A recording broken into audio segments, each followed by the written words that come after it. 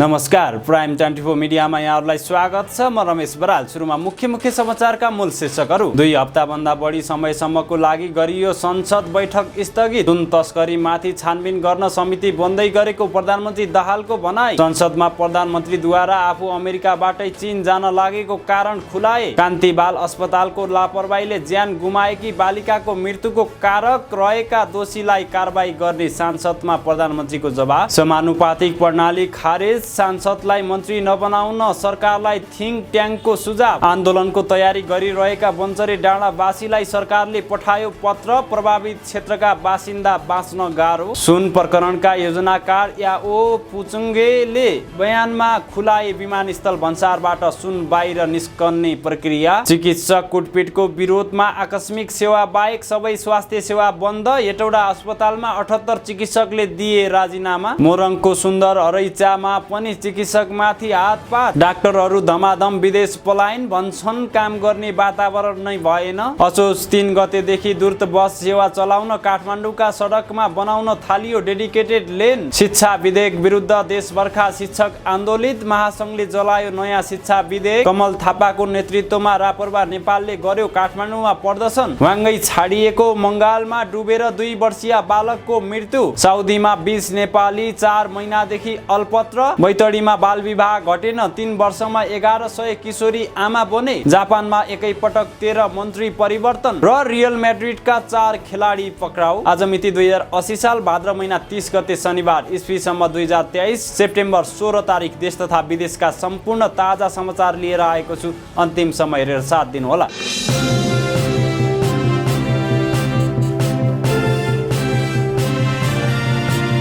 अब समाचार विस्तारमा। संघीय संसदका दुवै बैठक 2 हप्ताभन्दा बढी समयका लागि स्थगित भएका छन्। प्रतिनिधि सभाको बैठक 16 दिनपछि बस्ने गरी असोज 14 गतेका लागि तोकिएको छ भने राष्ट्रिय सभाको बैठक 12 गतेसम्मका लागि स्थगित गरिएको छ। एकैपटक लामो समयका लागि किन संसद बैठक स्थगित भयो त? संसद सचिवालयका अनुसार बैठक लामो समय रोकिनुका पछाडि सदनमा बिजनेस नहुनु, प्रधानमन्त्री र सभामुखको विदेश भ्रमण रहेको छ। संयुक्त राष्ट्र सङ्घ र चीनको औपचारिक भ्रमणका लागि प्रधानमन्त्री शनिबार न्युयोर्क प्रस्थान गर्दैछन्। दुवै देशको भ्रमण सकेर उनी असोज 9 गते मात्रै स्वदेश फर्किनेछन्। त्यस्तै सभामुख देवराज घिमिरे पनि आइतबार आयरल्यान्डको भ्रमणका लागि निस्किँदैछन्। घिमिरेले सेप्टेम्बर 18 देखि 22 तारिकसम्म भ्रमण गर्नेछन्। पहिलो 1 हप्ता सभामुखकै अनुपस्थितिका कारण बैठक राख्न नसकिएको र त्यसपछि प्रधानमन्त्री फर्केपछि बैठक राख्न कार्यव्यवस्था परामर्श समितिमा दलहरूबीच कुरा मिलेको बैठक लामो समयका लागि स्थगित गरिएको हो। प्रधानमन्त्री पुष्पकमल दाहाल प्रचण्डले सुन तस्करी बारे छानबिन गर्न उच्चस्तरीय छानबिन समिति बनाउने तयारी अघि बढेको जानकारी संसदलाई गराएका छन्। साउन 2 गते विमानस्थल बाहिरबाट 60 किलो सुन समातिएपछि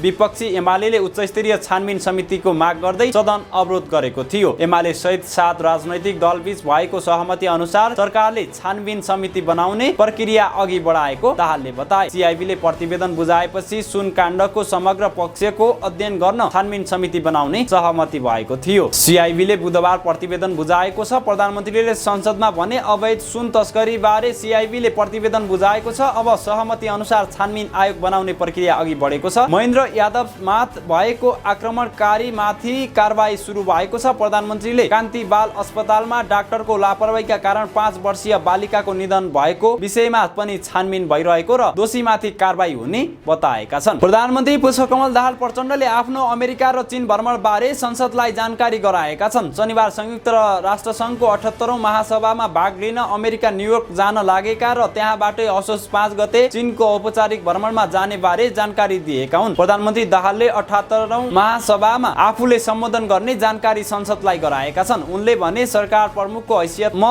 राष्ट्रसङ्घ 78औं महासभालाई सम्बोधन गर्नेछु। राष्ट्रसङ्घको मुख्यालयमा सरकार प्रमुखको हैसियतमा उपस्थित भई नेपाली मौलिकताको लोकतन्त्र हाम्रो अवस्थाबारे जानकारी गराउँछु। भ्रमणका क्रममा विभिन्न देशका सरकार प्रमुख एवं नेताहरूसँग साइडलाइन वार्ता हुने प्रधानमन्त्रीले संसदलाई जानकारी दिए। उनले भने दिगो विकासका लक्ष्य, साझा चासो र लक्ष्यबारे साइडलाइन बैठकमा हुने कार्यक्रम तय भएको छ। उच्चस्तरीय बैठकमा भाग लिने तयारी गरेको छु। यसपटक नेपालले अल्प विकसित देशको अध्यक्षको रूपमा विशेष सम्बोधन गर्न पाउने उनले बताए। सम्बोधनमा शान्ति प्रक्रियालाई निष्कर्षमा पुर्याउन अन्तर्राष्ट्रिय समुदायको सहयोग खोजिनेछ, अल्प विकसित देशले झेल्दै आएको समस्याबारे समाधानको उपाय खोज्ने, जलवायु परिवर्तनबाट नेपाल जस्ता देशले भोगेको समस्याबारे जानकारी गराइनेछ। अमेरिकापछि असोज 5 गते आफू चीनको गान्जाओ उर्लिने दाहालले संसदलाई बताएका छन्। अमेरिकापछि लगत्तै चीन भ्रमण गर्नु परेकाले दुवै पटक दुई देशका लागि उठ्नु परेको दाहालको भनाइ थियो। छोटो समयका कारण अमेरिकाबाटै चीन जान लागेको हुँ। प्रधानमन्त्रीले अगाडि भने चीनसँगको सम्बन्ध थप घनिष्ठ बन्दै गएको छ।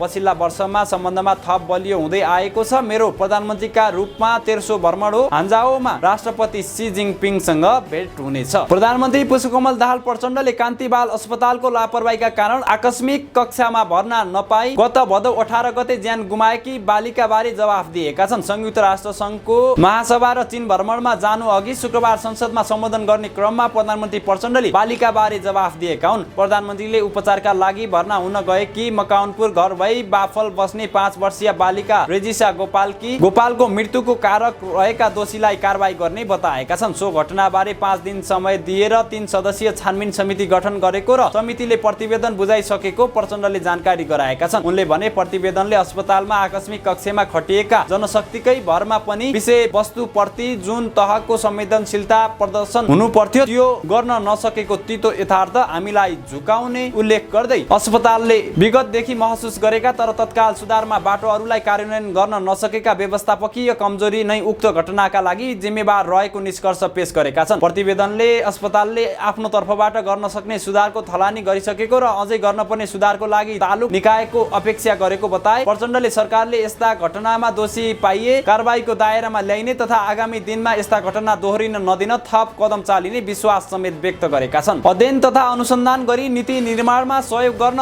थिङ्क ट्याङ्कका रूपमा स्थापना गरिएको नीति अनुसन्धान प्रतिष्ठानले अहिलेको निर्वाचन प्रणाली खर्चिलो र धेरै कमजोरी रहेको भन्दै सच्याउन सुझाव दिएको छ। निर्वाचन प्रणाली तथा व्यवस्थापन प्रक्रिया सुधार सम्बन्धी अध्ययन गर्न आयोगको आग्रहमा प्रतिष्ठानले 2 वर्ष लगाएर तय पारेको प्रतिवेदनमा चुनावलाई थप स्वतन्त्र, निष्पक्ष र प्रभावकारी अनि मितव्ययी बनाउन प्रणालीमै सुधार आवश्यक देखिएको उल्लेख गरेको छ। राजनैतिक सहकार्य, राष्ट्रिय बहस, राजनैतिक सहमतिमा आधारमा संविधान संशोधन गरेर मात्रै प्रणाली सुधार गर्न सकिने समेत प्रतिवेदनमा उल्लेख गरिएको छ। प्रतिवेदनले सांसदहरूलाई विधायकी कार्यक्रममा मात्र सीमित गर्न समेत सुझाव दिएको छ।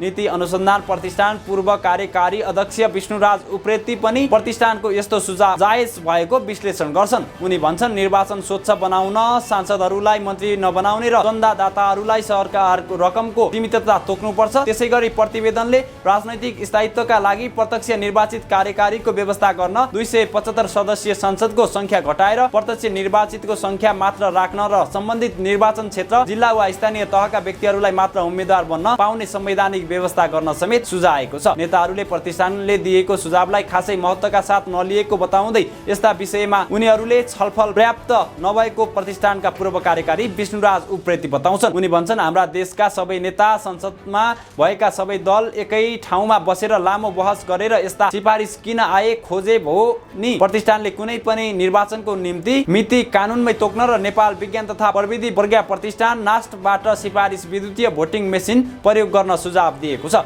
यसैगरी दलहरूको आम्दानी र खर्च पारदर्शी बनाउन बैंक मार्फत आर्थिक कारोबारको अनिवार्य व्यवस्था गर्न, उम्मेदवारले सम्पत्ति विवरण बुझाउने र निर्वाचनमा गरिने खर्चको स्रोत खुलाउनु पर्ने प्रतिवेदनमा उल्लेख छ। असोज 1 गतेदेखि काठमाडौँ उपत्यकाको फोहोर रोक्ने तयारी गरिरहेका धादिङ, दुधनी बेसी 1, मन्चरे डाँडावासी र नुवाकोट ककनीका सिस्डोलवासीलाई सरकारले पत्र पठाएको छ। प्रधानमन्त्री तथा मन्त्री परिषद कार्यालय र शहरी विकास मन्त्रालयले पत्र पठाएर आन्दोलन स्थगित गर्न आग्रह गरेको। मन्चरे डाँडा ल्यान्डफिल साइट प्रभावित क्षेत्र सरकार समितिले असोज 1 गतेदेखि पूर्ण रूपमा फोहोर विसर्जनमा रोक लगाउने गरी आन्दोलनको तयारी गर्दै सरकारका निकाय तथा काठमाडौँ महानगरपालिका समेत पत्र बुझाएका थिए। प्रधानमन्त्री तथा मन्त्री परिषद कार्यालय र शहरी विकास मन्त्रालयले प्रभावित क्षेत्रका स्थानीयको मागको सम्बोधन भइरहेको भन्दै आन्दोलनका कार्यक्रम फिर्ता लिन आग्रह गरेको। समितिबाट विभिन्न सरकारका विषयहरू सहित प्रधानमन्त्री तथा मन्त्री परिषदको कार्यालय र शहरी विकास मन्त्रालयमा प्राप्त पत्रहरूका सम्बन्धमा यो पत्र लेखिँदैछ।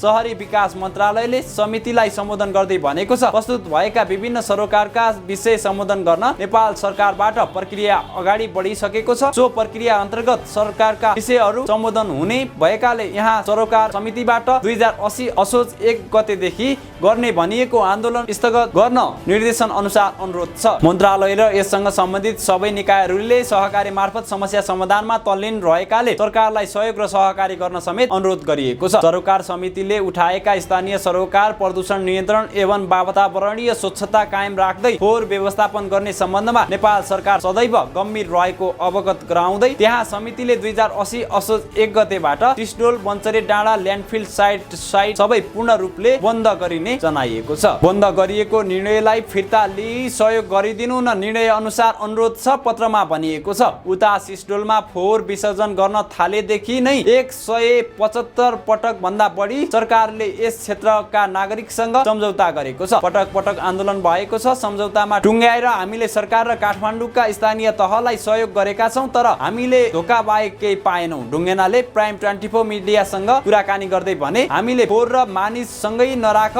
फोहोरका कारण मानिसहरू असाध्यै पीडा मार्कामा छन्, बाँच्नै कठिन भयो भनेर भनेका हौं, तर सुनवाई भएन। उनले भने, हामीले असोज 1 गतेदेखि फोहोर रोक्ने जानकारी सहितको पत्र पठाएका थियौं। जवाफमा प्रधानमन्त्री तथा मन्त्री परिषदको कार्यालय शहरी विकास मन्त्रालयले हामीलाई माग सम्बोधनको प्रक्रियामा गइरहेको छ भनेर जवाफ पठाएको छ। उनले भने, अब हामी कसरी अघि बढ्ने भनेर पत्रकार सम्मेलन गर्दैछौँ। उनले बन्चरे डाँडावासीको चाहना फोहोर रोक्ने नभई व्यवस्थापन भएको जिकिर गरे। अहिले अव्यवस्थित रूपमा फोहोर विसर्जन गर्दा सिस्डोलकै अवस्था निम्तिएको उनले बताए। फोहोर कुहिएर बग्ने विषायुक्त रसायन लिचेटको व्यवस्थापन यथोचित हुन नसकेको उनले बताए। दीर्घकालीन र दुर्गन्ध मुक्त ल्यान्डफिल साइट भनेर बनाइएको 2वटा लिचेट पोखरी भरिएर कोल्फु खोलामा मिसिएको हुनाले जसबाट बाली नाली नष्ट हुनुका साथै पशु चौपायालाई समेत रोगी बनाएको ढुङ्गेनाको भनाइ छ। यता सिस्डोलको हालत पनि उस्तै रहेको उनले बताए। वर्षामा व्यवस्थित ढङ्गले फोहोर लैजाने बाटो समेत महानगरले नबनाउँदा सडक हिलामे भएको र स्थानीयले शास्ति बेहोर्नु परेको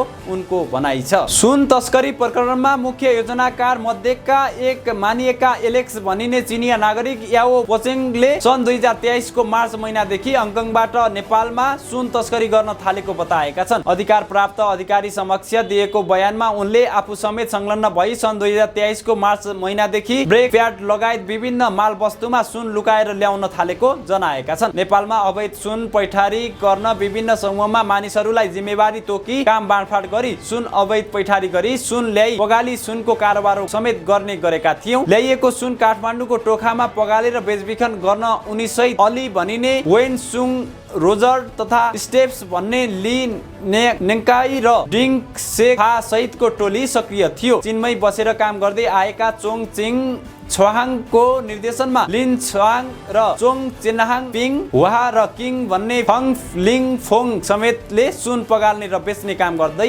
आएको बयानमा उनले खुलाएका छन्। मैले भने अनुसार टाँसी भन्ने थुप्तिन छिरिङले विभिन्न नेपाली नागरिक खोजेर ल्याई हर्कराज राईलाई कम्पनी दर्ता गर्ने प्रक्रिया पूरा गर्नलाई विभिन्न 7वटा कम्पनीहरू दर्ता गरेका थिए, तर मलाई कम्पनीहरूको नाम नेपाली भएको कारण याद हुँदैन। बयानमा पुञ्जुङ्गेले भनेका छन् 7वटा कम्पनी दर्ता भएको छ भन्ने मलाई थाहा छ। हेनरी तथा ज्याकी च्यान श्याम लगायत उपनाम भएका चिनिया नागरिक चोङ चिङ छवाङले आफूलाई पैठारी भई आउने सामानको बिल इनभोइस लगायतका कागजजात पठाउने गरेको र आफूले उक्त माल वस्तुको विवरण सहितको कागज टाँस गरेर थुप्तिन छिरिङलाई पठाउने गरेको उनले बताएका छन्। थुप्तिन छिरिङ तथा हर्कराज राई मार्फत त्रिवी भन्सार कार्यालयबाट माल वस्तु छुट्टै गोदाममा पुर्याएर आफूलाई बुझाउने गरेको तथा कुनै माल वस्तु सिधै कार्गो एजेन्टहरूले गोदामसम्म ल्याई हर्कराज राईले गोदाममा सामान बुझी राखिदिने गरेको पनि उनले खुलाएका छन्। मकवानपुरमा चिकित्सक कुटपिटको घटनाको विरोधमा आकस्मिक सेवा बाहेक सबै स्वास्थ्य सेवा बन्द गरिएको छ। गत बुधबार हेटौडा उपमहानगरपालिका 1 स्थित सन्चो अस्पतालमा डाक्टर विकास थापा र प्रशान्त बिरारीमाथि कुटपिट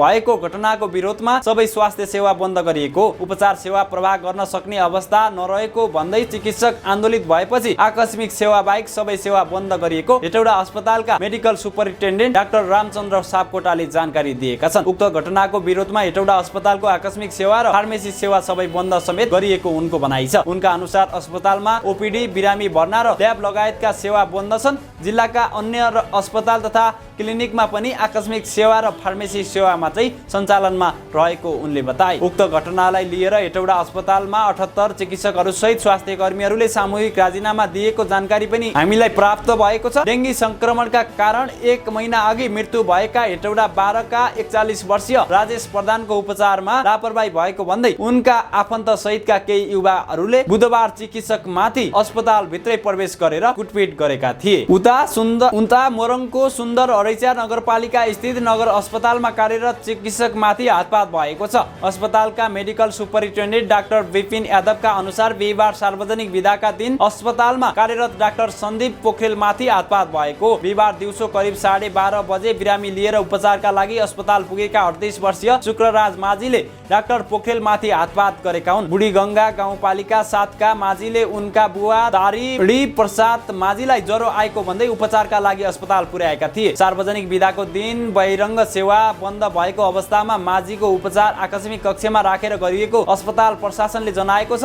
ड्युटीमा रहेका डाक्टर पोखरेलले माझीको स्वास्थ्य परीक्षण गरी ज्वरो नदेखिएको र बिरामीको अवस्था सामान्य रहेको जानकारी शुक्रराजलाई गराएका थिए। सोही क्रममा चिकित्सक माथि शुक्रराज हातपात गर्दै गाली गलौचमा उत्रिएका थिए। विवाद बढ्दै गएपछि अस्पतालका सुरक्षाकर्मीले बिरामीका कुरुवासँगै शुक्रराजलाई रोकेका थिए। अस्पतालका मेडिकल सुपरिन्टेन्डेन्ट डाक्टर यादवले भने बिरामीको स्वास्थ्य परीक्षण गरिएपछि कुरुवा रहेका शुक्रराजले अस्पतालका चिकित्सकमाथि आक्रमण गरेका थिए। एकाएक गाली गलौज गर्दै चिकित्सकतर्फ अघि बढेका बिरामीका कुरुवालाई अस्पतालका सुरक्षाकर्मीले रोकेका थिए, जसको कारण घटना ठूलो रूप लिन सकेन। घटनापछि डाक्टर पोखरेलले शरीरमा चोटपटक नलागे पनि बिरामीको कुरुवाबाट दुर्व्यवहार र हातपात भएको बताएका छन्। ज्वरो आएर अस्पताल आएका बिरामीको अवस्था सामान्य रहेको जानकारी गराउँदै गर्दा बिरामीका आफन्तले आक्रमणको प्रयास गरेको उनको भनाइ छ। घटनापछि इलाका प्रहरी कार्यालय हरैचाले अस्पतालमा होहल्ला गर्दै चिकित्सकलाई दुर्व्यवहार गरेको आरोपमा शुक्रराजलाई पक्राउ गरेको छ। हाल प्रहरीले शुक्रराज विरुद्ध अभद्र व्यवहारमा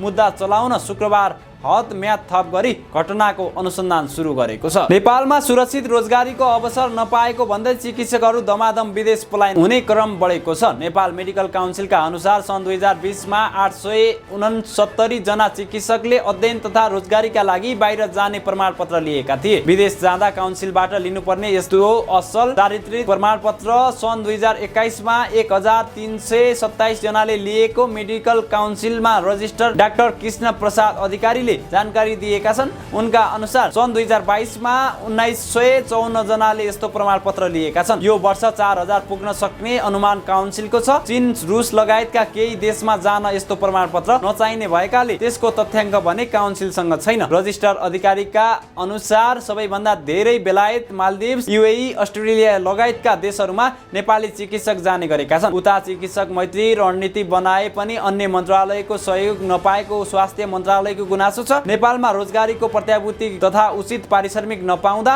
चिकित्सकहरू विदेशिने क्रम बढेको नेपाल चिकित्सक महासंघले जनाएको छ। देशमा चिकित्सक मैत्री वातावरण नहुँदा पनि विदेश मोह बढेको संघका अध्यक्ष डाक्टर अनिल कार्कीको भनाइ छ। यता स्वास्थ्य मन्त्रालयले भने सबै चिकित्सकलाई रोजगारी तथा आर्थिक सुनिश्चितताको प्रत्याभूति दिलाउन समस्या रहेको बताएको छ। चिकित्सक मैत्री रणनीति बनाए पनि अन्य मन्त्रालयको सहयोग नपाएको स्वास्थ्य मन्त्रालयको गुनासो छ। नेपालमा 32,218 चिकित्सक मेडिकल काउन्सिलमा दर्ता छन्, जसमा काउन्सिलका अनुसार वर्षेनी 2000 चिकित्सक थपिने गरेका छन्। रत्नपार्क दूत बस सेवा सञ्चालनका लागि सडकमा डेडिकेटेड लेन बनाउन सुरु गरिएको छ। काठमाडौँ डिभिजन कार्यालयले दूत बस सेवा सञ्चालनका लागि रेड मार्क गर्न थालेको डिभिजन प्रमुख नारायण न्युरीले बताएका छन्। भौतिक पूर्वाधार तथा यातायात मन्त्री प्रकाश वालाले संविधान दिवस असोज 3 गतेदेखि दूत बस सेवा सञ्चालन गर्न निर्देशन दिएका छन्। लगतै सडक विभाग र यातायात व्यवस्थापन विभागले डेडिकेटेड लाइन बनाउन थालेको थियो। यातायात व्यवस्था विभागले दूत बस सेवाका लागि 25 वटा ठूला बसहरू तयारी अवस्थामा राखेको छ भने सडक विभागले डेडिकेटेड लेन बनाउन थालेको छ। 3 दिनभित्र रत्नपार्कदेखि सूर्यविनायकदेखि रत्नपार्कसम्म डेडिकेटेड लेन सक्ने गरी काम थालिएको छ। यसअघि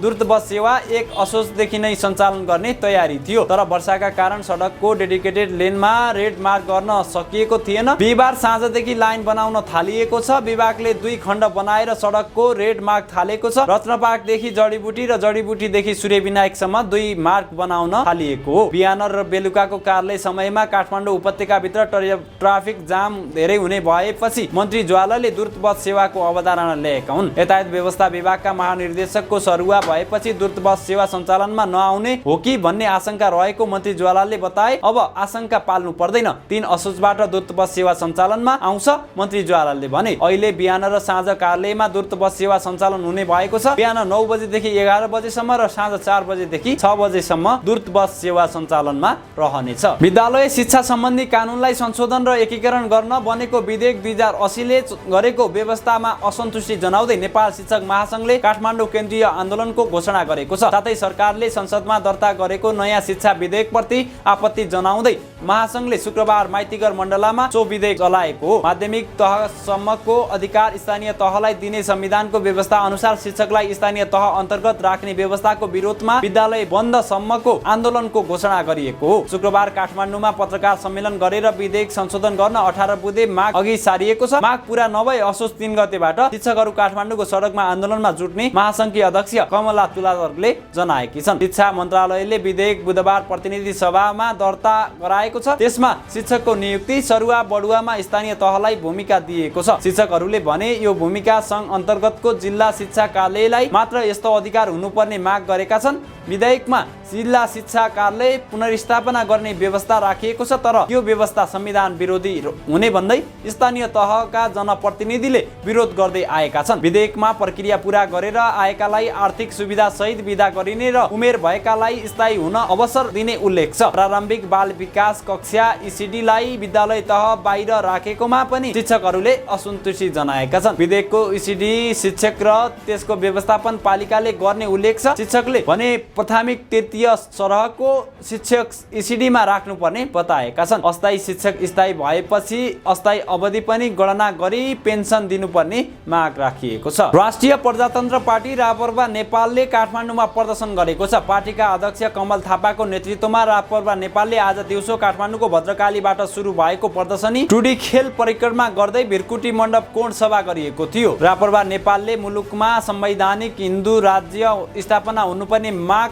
राखेको छ। प्रदर्शनमा सांस्कृतिक झाँकी प्रस्तुत गरिएको थियो। प्रदर्शनका कारण सुन्दरा रत्नपार्क क्षेत्रमा सवारी आगमनमा ठप्प भएका थिए। धनुषामा ह्वाङ्गै छाडिएको मङ्गालमा डुबेर 2 वर्षीय बालकको मृत्यु भएको छ। धनुषाको जनकपुर धाममा उपमहानगरपालिकाका 35 केउटानी टोलमा ह्वाङ्गै छाडिएको मङ्गालमा डुबेर 2 वर्षीय रोहन मुखियाको मृत्यु भएको। घर वरपर खेलिरहेका रोहन कतै नदेखिएपछि परिवारले खोजी गर्दा मङ्गालमा डुबेको अवस्थामा भेटिएका थिए। उपचारका लागि तत्काल प्रादेशिक अस्पताल जनकपुर लगिएकोमा चिकित्सकले बालकको मृत्यु भएको घोषणा गरेको थियो। केउटानी टोलमा 2 वर्ष अघि नै सडक ढलान गरिएको थियो। ढलान गराए पनि मङ्गाल 2 वर्षदेखि नै ह्वाङ्गै छ। 2 वर्षीय बालकको मृत्यु भएपछि केउटानी टोल शोकमग्न छ। त्यहाँ अन्य स्थानमा पनि मङ्गाल ह्वाङ्गै छाडिएका छन्। जिल्ला प्रहरी कार्यालय धनुषाले घटनाबारे अनुसन्धान भइरहेको जनाएको छ। साउदी अरबमा 20 नेपाली अल्पत्र परेका छन्। साउदीको अल कसिम भन्ने ठाउँमा 20 नेपाली विगत 4 महिनादेखि अल्पत्र परेका हुन्। चितापाइलामा रहेको एडभेन्चर ह्युमन रिसोर्सेस मार्फत साउदी पुगेका उनीहरूले अल्पत्र परेका हुन्। काम पनि दिएको छैन, तलब पनि दिएको छैन। हामीलाई खानाको लागि 10-15 दिनमा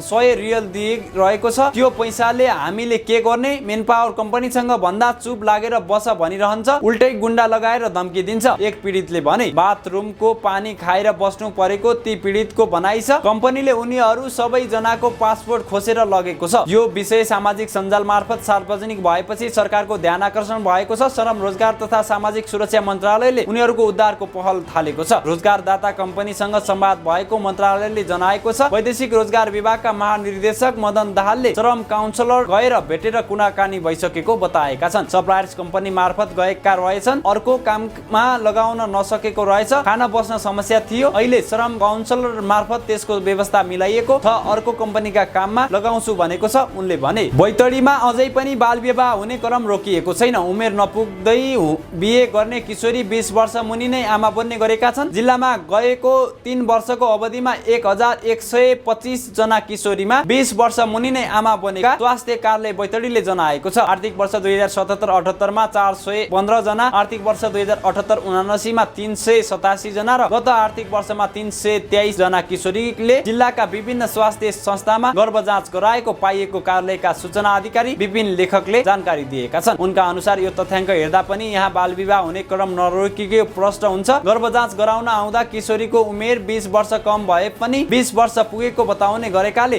तथ्याङ्कमा कम देखिएको स्वास्थ्य कर्मीले बताएका छन्। उमेर नपुग्दै बिहे गर्ने र 20 वर्ष मुनि आमा बन्दा ज्यान नै जोखिममा पर्ने सम्भावना बढी हुने स्वास्थ्य कर्मीको भनाइ थियो। स्थानीय तह तथा विभिन्न सरकारी गैर सरकारी सङ्घ संस्थाले प्रत्येक वर्ष जनचेतनामूलक कार्यक्रम सञ्चालन गर्दै आए पनि बाल विवाह हुने क्रम नरोकिएको श्रीकोट स्वास्थ्य चौकीकी अनमी सरस्वती भट्टले बताएकी छन्। 20 वर्ष नपुग्दै गरेको विवाहलाई कानुनी मान्यता नपाउने भन्दै उनले पछिल्लो समय घर परिवारको दबावमा गरिने विवाहमा केही कमी आए पनि भागी विवाहले बाल विवाह न्यूनीकरणमा चुनौती थपिएको बताएकी छन्। नेपालले सन् 2030 भित्र बाल विवाह अन्त्य गर्ने नीति लिएको जनाउँदै उनले सोही नीति अनुसार कार्यक्रम बनाएर कार्यान्वयन गरिरहेको जिल्ला स्थित स्वास्थ्य कार्यालयका प्रमुख योगेश प्रसाद भट्टले जानकारी दिएका छन्। उनका अनुसार सरकारको नीति अनुसार जिल्लामा अझै पनि बाल विवाह न्यूनीकरण हुन सकेको छैन। शारीरिक र मानसिक रूपमा 20 वर्ष माथि मात्रै परिपक्व हुने भन्दै प्रमुख भट्टले त्यो भन्दा मुनि बच्चा जन्माउनु आमा र बच्चा दुवैको लागि खतरा हुने बताएका छन्। उनका अनुसार कम उमेरमा बच्चा जन्मिँदा कुपोषित हुने, कम तौलको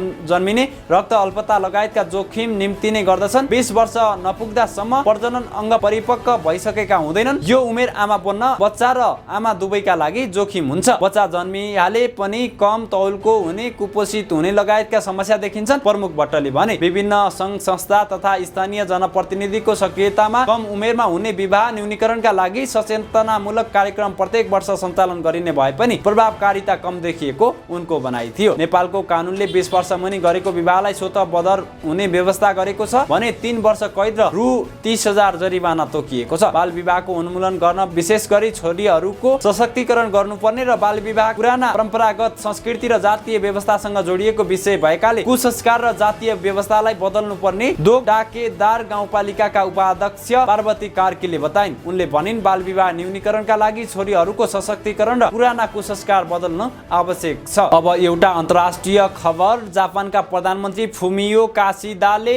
सरकारप्रति जनताको विश्वास गुम्दै गएपछि मन्त्रीमण्डल पुनर्गठन गरेका छन्। उनले एकैपटक 13 मन्त्री फेरेका हुन्। बुधबार उनले जनताबाट सरकार र आफ्नो सत्तारूढ डेमोक्रेटिक पार्टी एलडीपी पार्टीप्रति जनताको विश्वास घट्दै गएपछि मन्त्रीमण्डल पुनर्गठन गरेका हुन्। गत वर्ष यता उनले दोस्रो पटक मन्त्रीमण्डल पुनर्गठन गरेका छन्। पुनर्गठनमा 19 मध्ये 13 जना मन्त्री परिवर्तन भएका छन्, जसमध्ये 19 जना पहिलो पटक मन्त्री बनेका हुन्। बुधबार घोषणा गरिए अनुसार अर्थमन्त्री सुनिची सुजुकी, मुख्य क्याबिनेट सचिव हिरोकाजु मात्सुनो र उद्योग मन्त्री यासुतोशी निशिमुरा लगायत 6 जना वर्तमान क्याबिनेट सदस्य आफ्नै पदमा रहेका छन्, किनभने प्रमुख पदहरूमा उनीहरूले स्थिरता कायम गर्न खोजेका छन्। योशिमासा यासीको स्थापना परराष्ट्र मन्त्रीमा पूर्व न्याय मन्त्री योको कामिकावा नियुक्त भएका छन्। मन्त्री परिषदमा महिलाको संख्या 2 बाट 5 पुगेको छ। जापानमा राष्ट्रिय परिचय पत्र प्रणालीलाई लिएर जनताको असन्तुष्टि, मूल्य वृद्धि लगायतका कारण सरकारको आलोचना हुँदै आएको थियो। र अन्त्यमा एउटा खेल खबर। एक यौन भिडियोमा नाबालिगलाई देखाएको भन्दै स्पेनको प्रहरीले रियल मेड्रिडका 4 युवा खेलाडीलाई पक्राउ गरेको छ।